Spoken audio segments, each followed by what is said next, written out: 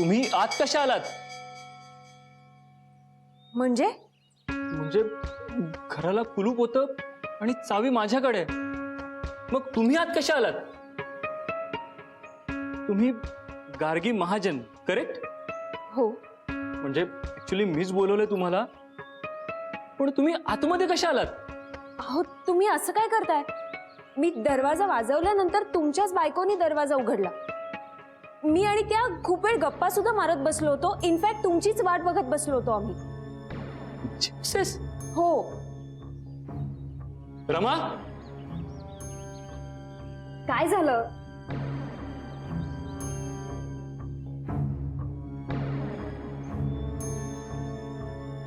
ह्याच का त्यात तुम्ही ज्यांना बोलावलं होतं?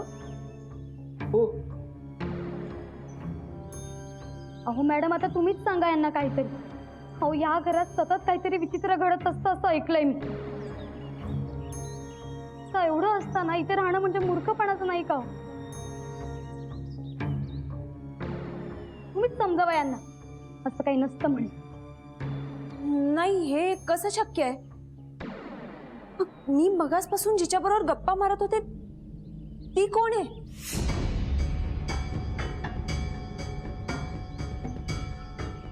घ्या, म्हणजे तुम्ही सुद्धा आता काहीतरी अनुभवलं ना?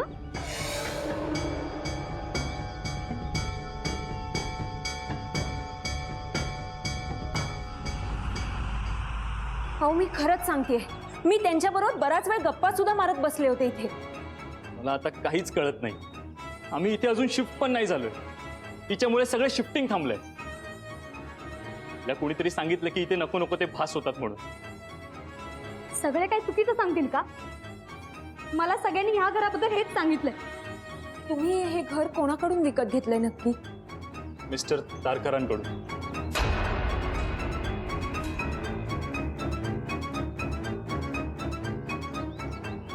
दहा वर्षापूर्वी तारकर नावाचं एक जोडपं राहायचं. मिस्टर तारकरांनी त्यांच्या बायकोच्या प्रेताची विल्हेवाट लावली आणि निघून गेले. काय? हो. काय झालं? नाही, आर यू शुअर इथे दुसरं कोणी राहत नाही?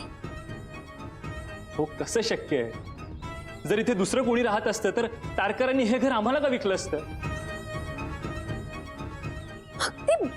ती बाई कुठे गेली आहे? आपण त्या खोलीत जाऊन बघूया का? म्हणजे ऑफकोर्स तुम्हाला चालेल तर. हो, प्लीज चला ना.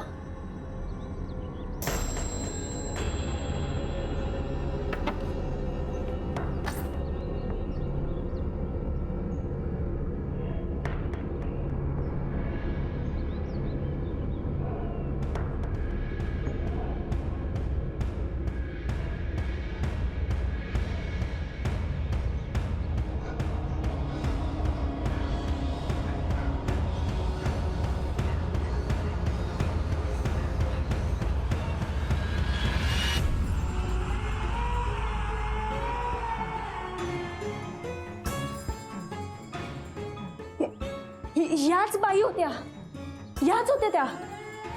ह्या? हो हो, कोण आहेत ह्या? मिस्टर आणि मिसेस तारकर.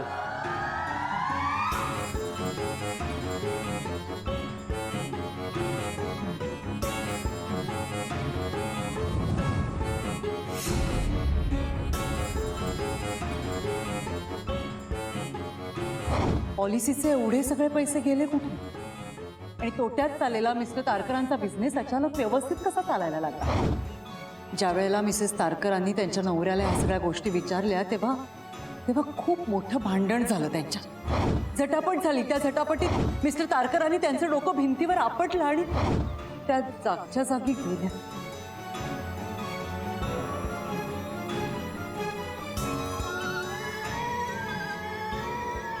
हो गार्गी मॅडम.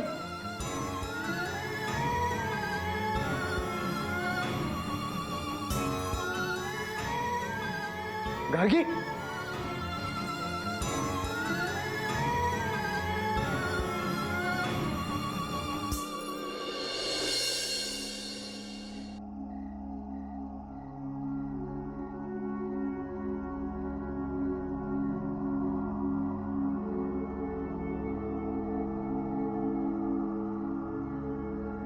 मी इथे कसे काय आले? अगं निलय आणि पक्या तुला घेऊन आले. पक्या, निलय, मी इथे कशी आले? तुला टपरीवर ना चक्कर आली. हां. तेवढ्यात आम्ही तिथे पोचलो. हो. टपरी? गार्गी, आता बरं वाटतंय ना तुला? हो. हो काय हो, आता कसं करावं गार्गी तुझं? धड जेवायचं नाही, स्वतःची काळजी नाही घ्यायची. सकाळी घरातून पण घाईघाईने गेलीस तू. अगं तू नीट खाल्लं नाहीस तर व्यवस्थित काम कसं होईल तुझं?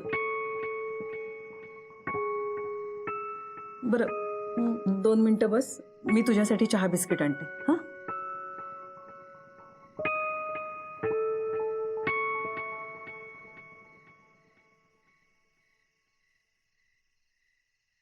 गार्गी, तू नक्की ठीक आहेस ना? मला जितकं लक्षात आहे मी त्या घरात चक्कर येऊन पडले ना.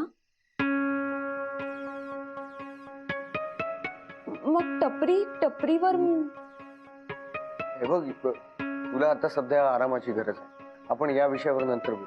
हा, हां. माझ्या बरोबर आज जे काही घडलंय ना. गार्गी, तू शांत हो आधी. मी म्हटलं ना आपण या विषयावर नंतर बोलू. कशाबद्दल नंतर बोलायचं म्हणतोयस निलय?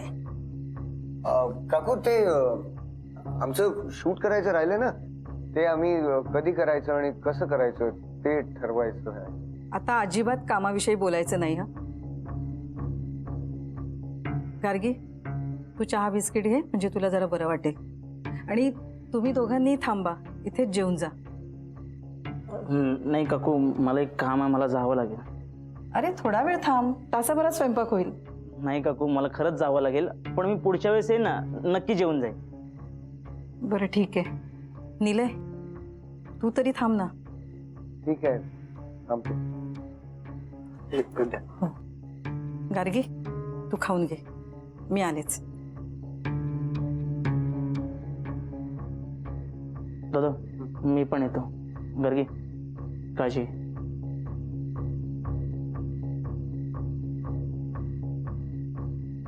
गार्गी,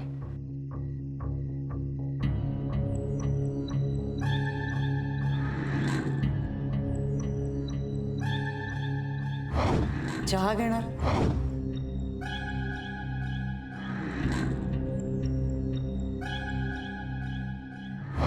चहा.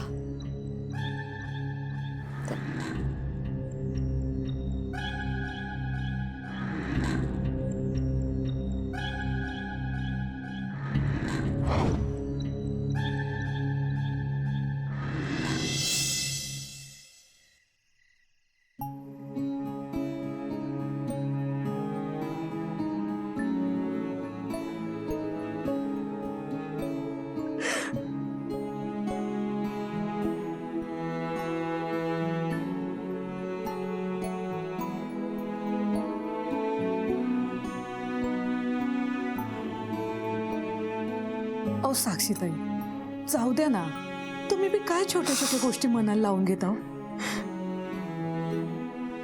माझं नेहमीच आहे ग बैजू. मला वाटेल तसं बोलते मी. त्या गोष्टीच खूप वाईट वाटतं मला. हो, अहो जाऊ द्या ना. पण आता अहो, पण रागाच्या भरात बोललात ना, त्याचं एवढं का मनाला लावून घेतो? जीवे पहाडच नाहीये. पण पुरी आता तुम्हाला रडताना अवनीने बघितलं तर ती बी रडायला लागल.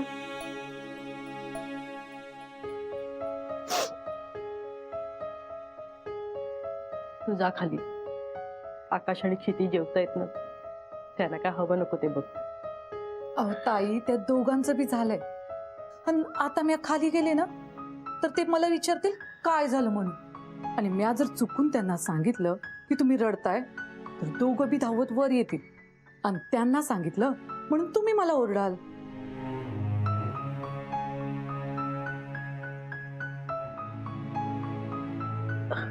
बैजू, तू जेवून घे जा. अहो मी जेवते नंतर, आधी तुमच्यासाठी ताट घेऊन येते. मी नंतर दूध घेईन. हं? अहो अर्ध्या ताटावरून उठलात तुम्ही. अवनी कुठे? अहो ती क्षितिज दादांच्या खोलीत खेळता खेळता झोपली बी. तिला घेऊन येशील का? आणते. ती जरा फ्रेश होते.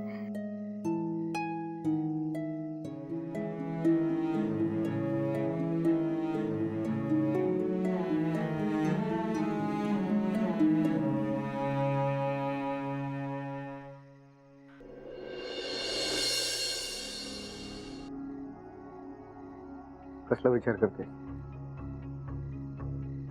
सगळं डोक्यावरून चाललंय माझ्या, मला काहीच कळत नाहीये. म्हणजे हे सगळं कसं शक्य आहे? आजपर्यंत आपण आपल्या स्टोरीज साठी कितीतरी ठिकाणी गेलो, पण कुठल्याच ठिकाणावर हे असं नव्हतं घडलं. मग आताच का? तो सगळा भास असेल का माझा? गार्गी, मी काय म्हणतो, या गोष्टींचा जास्त विचार करू नकोस आता. अरे विचार करू नको म्हणजे कसं शक्य आहे रे? तो माणूस येण्याआधी जेव्हा मी त्या घरी गेले ना, तेव्हा मला तिकडे एक बाई भेटली. त्या बाई बरोबर मी बराच वेळ गप्पा मारल्या आणि तो माणूस आला तेव्हा तो काय म्हणाला माहितीये? या दरवाजाला तर कुलूप होतं, तुम्ही आत कसे काय आलात? मग हा सगळा मला भास झाला असेल. गार्गी, गेल्या काही दिवसांपासून मी तुला हेच सांगण्याचा प्रयत्न करतोय. प्रत्येक वेळी तो भासच आहे असं समजून नाही सोडू शकत आपण. अरे पण या सगळ्या गोष्टी अशक्य आहे. कसा विश्वास ठेवायचा याच्यावर? हे बघ, मी पुन्हा एकदा म्हणतो. बरं ठीक, तू म्हणतेस ना, असतीलही भाव. गार्गी, आपल्या समजण्या पलीकडेही जग आहे आणि अजूनही बऱ्याच गोष्टी अनाकलनीय आहेत. अरे पण मग जे काही घडलंय ते आपल्याला कळायला हवं ना, का घडलंय, काय झालंय? हे बघ, रिक्वेस्ट, आता हट्ट सोड हा. आता आपण त्या घरात जाऊन शूट करू शकत नाही. इनफॅक्ट जे तुझ्यासोबत घडलं त्यामुळे त्या कपलने तिथून काढता पाय घेतला.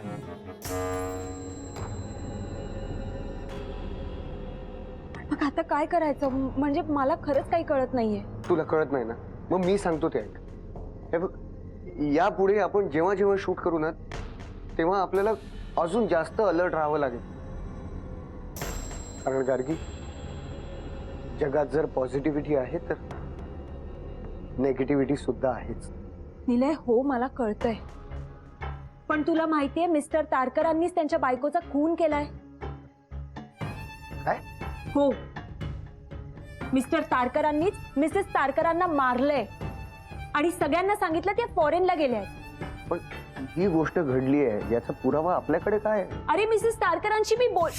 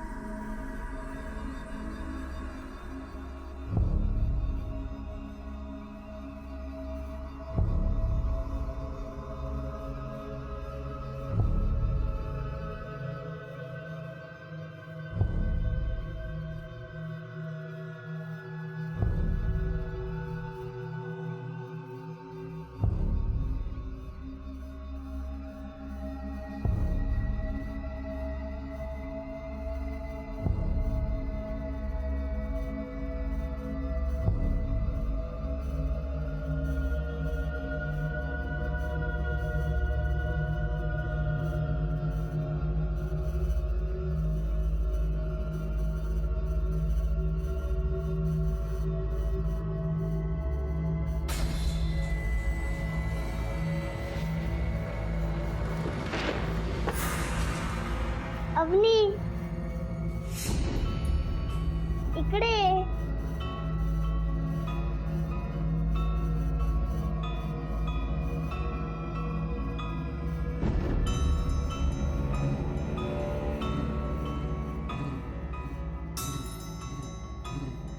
माझ्यासोबत लपंडाव घेणार इकडे ये इकडे ये इकडे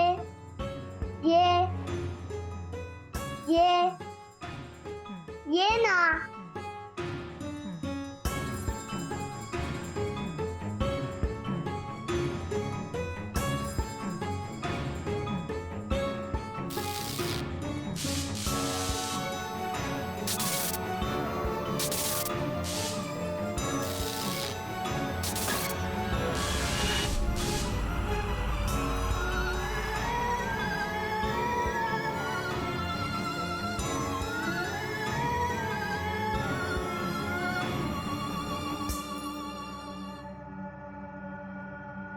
मायग्रेनच्या गोळ्या कुठे ठेवल्यात मी?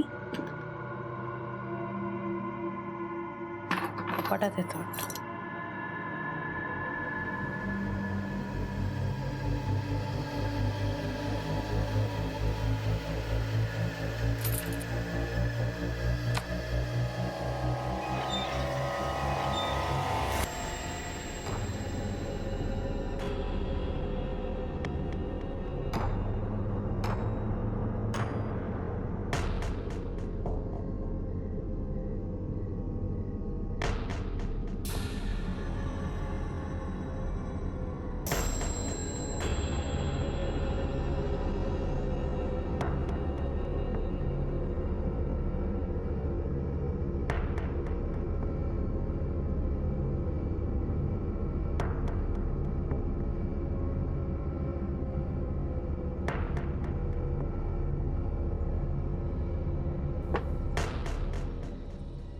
साक्षी, क्षितिजचं काम आहे, त्याने बोलवलंय खालीचं.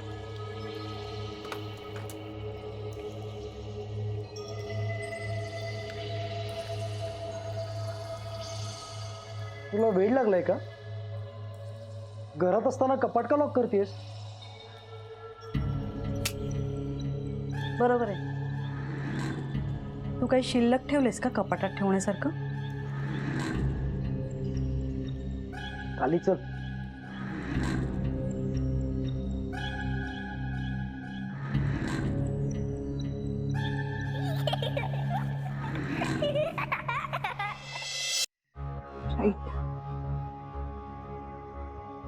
पुरावा नाही आपल्याकडे. गार्गी, म्हणूनच म्हणतोय हा हट्ट सोड आता. सगळं काय चाललंय ना माझं खरंच लक्षात येत नाहीये रे.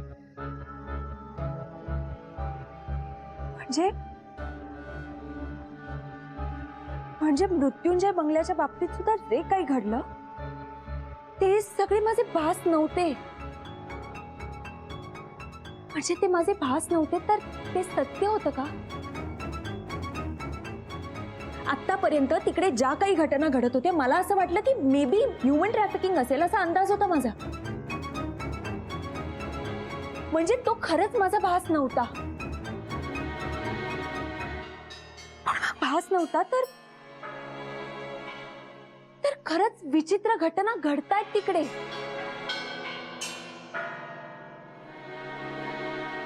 निलय, मृत्युंजय बंगल्याच्या बाबतीत आता काय करायचं आपण?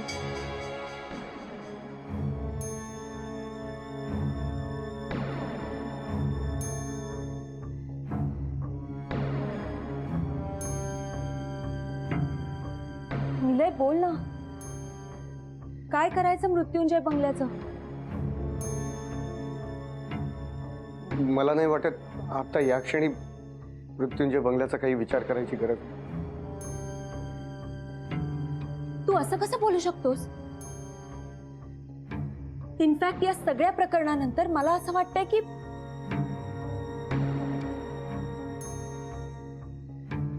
मृत्युंजय बंगला